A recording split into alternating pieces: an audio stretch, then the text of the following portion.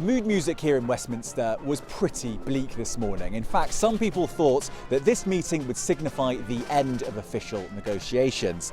But after hours of talks, warm statements have been released by both sides, and whispers even of a breakthrough.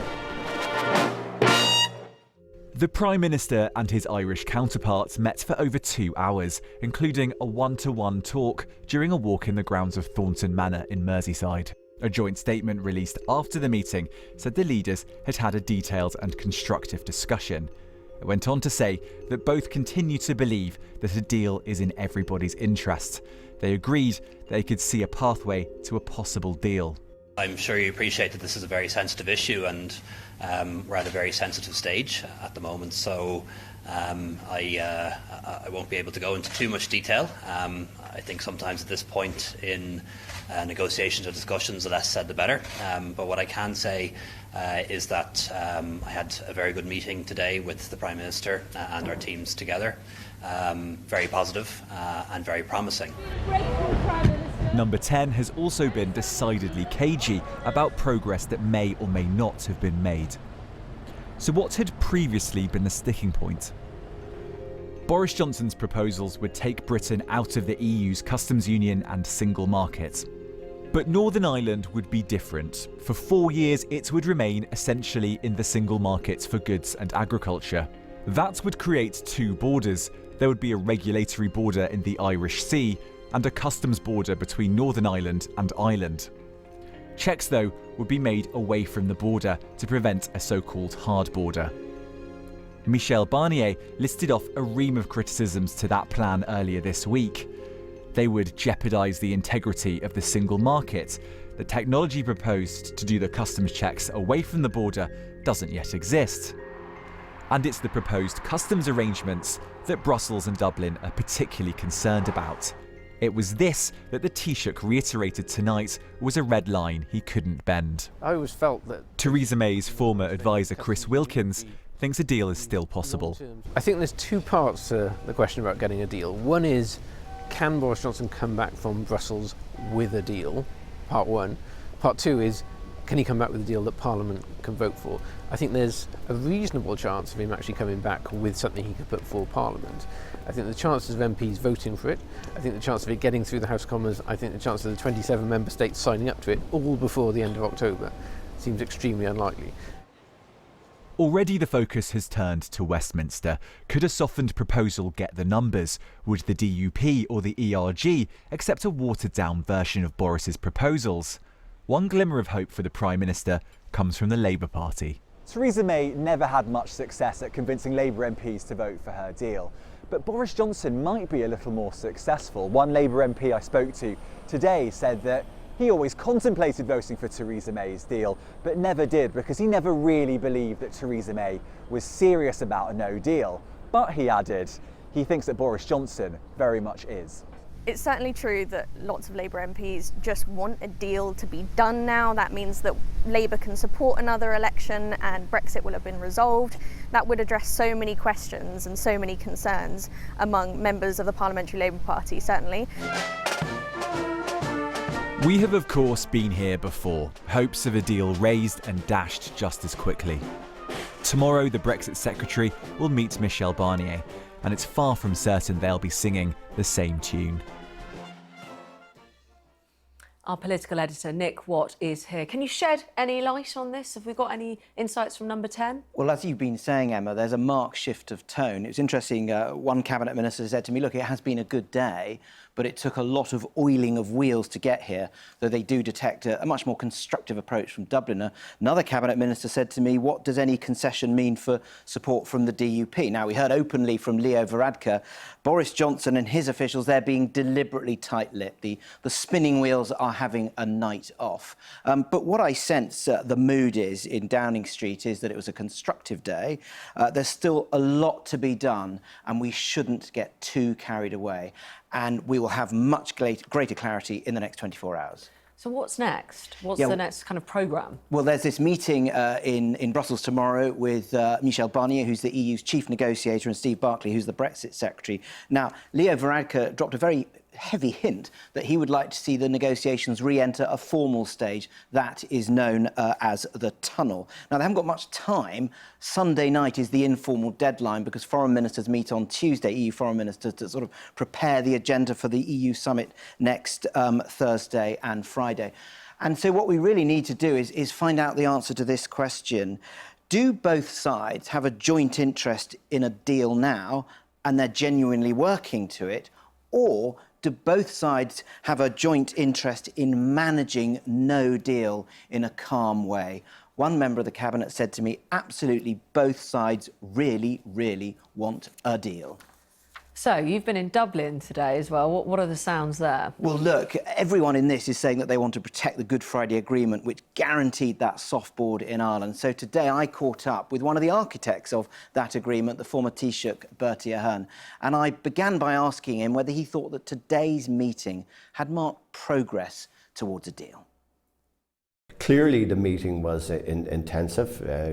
Clearly it wasn't just a short work in progress meeting, and from what's been said over the hours since the meeting, it's clear that they believe there is some basis of making substantive progress, and the very fact that Steve Barclay, is the Secretary of State, is meeting Barnier tomorrow after what Barnier had said yesterday, seems that he's obviously going to try to convince him that there's something substantive in this. So if you then go back and find an agreement and find a deal on customs, how do you do it and not have a border? Now, I've always believed, and been saying it for several years, that even though technology may not be perfect, I don't think you can have a customs border that will totally satisfy the European Union. That, as I said several times for years now, that trade figures and revenue figures, whether by the Treasury or by the Irish Revenue, that these things now are all self-assessment. They're done in the company's office, so there's no reason that you can't deal with a lot of these issues. It won't cover everything. It won't cover every last truck that goes across the border on Northern Ireland. But I do think it should be possible to minimise the extent that that's a problem. And then there's the issue of consent, where Boris Johnson is saying that Northern Ireland can align with Ireland on goods and on agri-foods, but the Northern Ireland institutions have got to approve that. They've got to give their consent. You obviously have concerns about that, because that, under the framework there, means a unionist veto. I've said this from the start, that it has to be a position where nobody has a veto.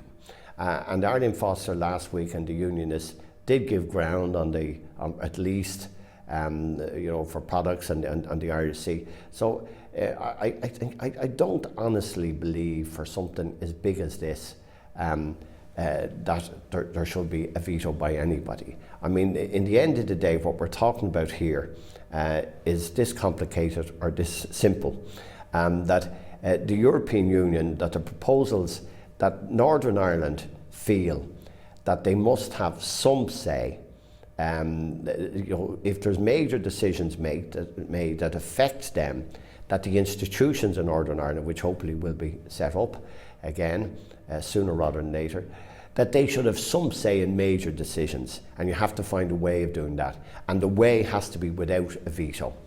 Now, if there isn't a deal, we'll be moving into the area of a possible extension to the UK's membership of the EU. I'm going to hazard a guess and say you'd be in favour of an extension. But what I want to ask you is, what sort of extension would you favour? I think Donald Tusk, earlier on in the year, at the time of the Summer Council, believed that the extension should be long enough to try to work through all these hazardous difficulties and details. And he had suggested that time at the end of April. I must say I thought that was very wise. I see that date as being long enough if there is no agreement now in the weeks ahead, or if there's a lot of progress on the agreement but not sufficient to get everything done, that it's enough of time if there is a British general election, which probably be more likely than not, I think, then you have time to continue on working the details and the technical details. Bertie Ahern, thank you very much. Thank you very much. I'm joined now by the former Conservative Chancellor, Lord Lamont, and by leading Remain Rebel and former Conservative MP, Dominic Grieve. Good evening to you both. If I could come to you first, Mr Grieve, there has been a change here, a mood shift. What do you make of it? There may have been, and I have no reason not to welcome it. But we've got to see what comes out of it and what the Prime Minister can bring back to Westminster for our consideration. But you have voted against the only deal that was on the table each time, and I wanted to understand, is there any deal you could get behind? Because that's really the question. My view has been, ever since it became clear that the sort of deal we were looking at was completely different from what was envisaged both in the 2016 referendum and also in the Conservative Party manifesto of 2017, that any deal should go back to the public to be approved. And I think... But the point is, you said it might be good news, but you're not really arguing in good faith, are you? Because you're not really going to consider it. No, I disagree with you about that completely.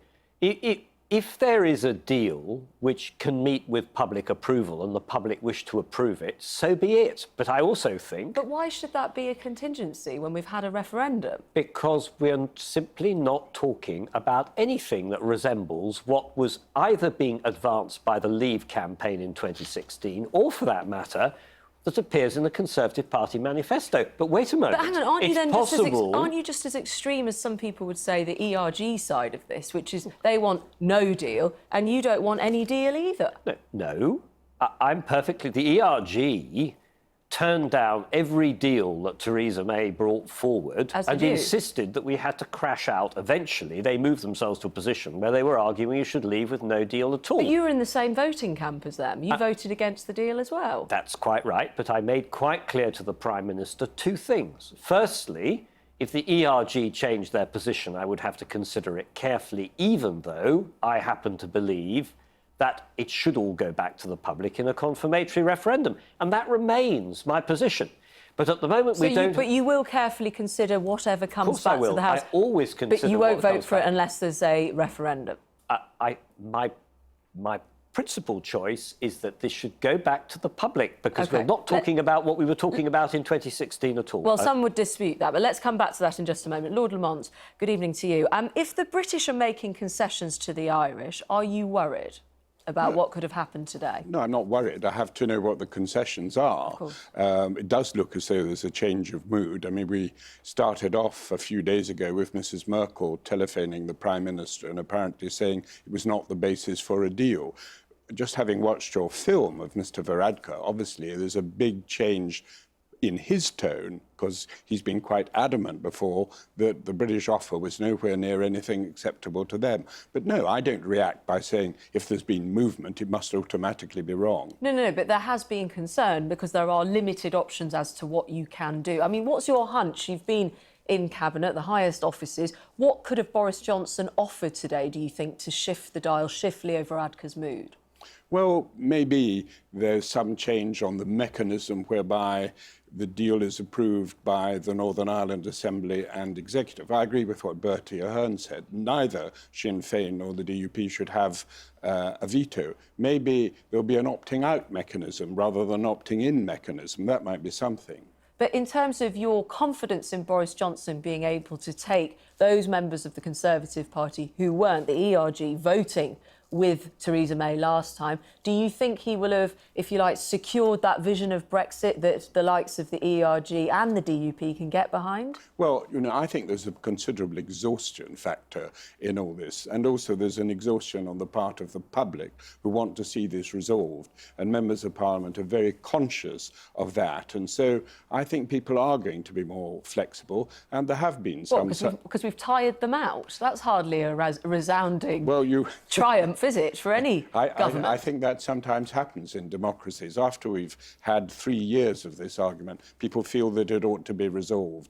And we can't accept a situation, I think you hinted at earlier, that there is no solution to this. There's got to be a solution, and we've got to find one. And you're confident Boris Johnson will be able to take the Conservative Party, each bit of it, if you like, with him, with what he's done? I know you don't know what it is, but what's your hunch?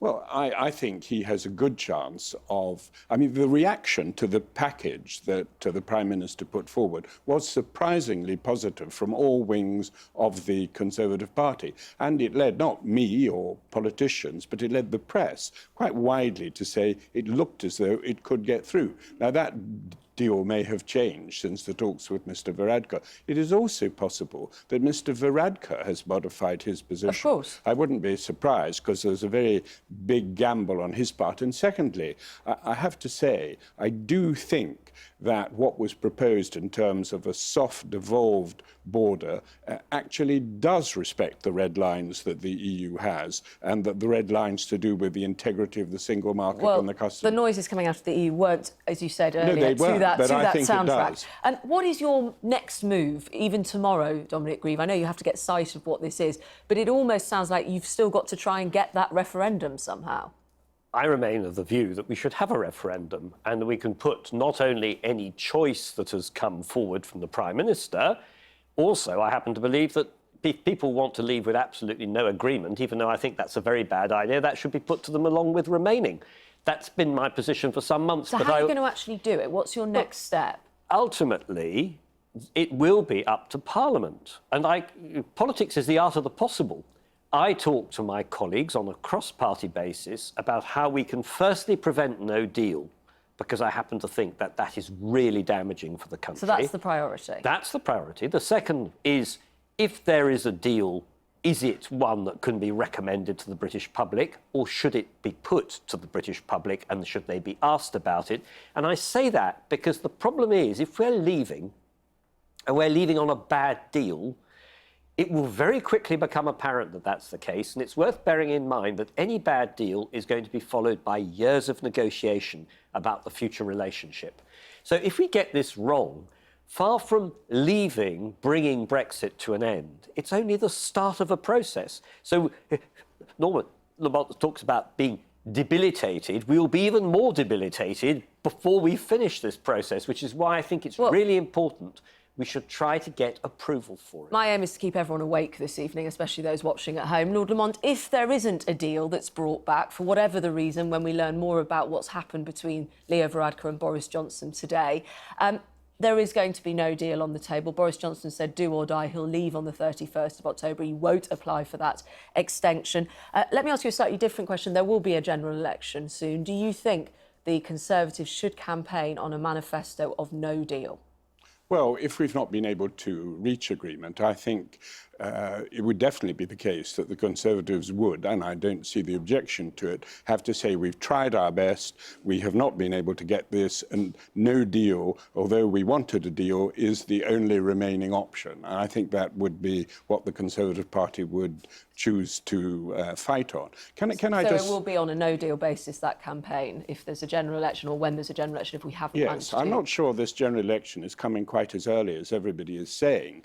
Boris Johnson's hoping. I mean, I would like it to come quite early, but I denote a certain amount of backsliding on the part of the Labour Party.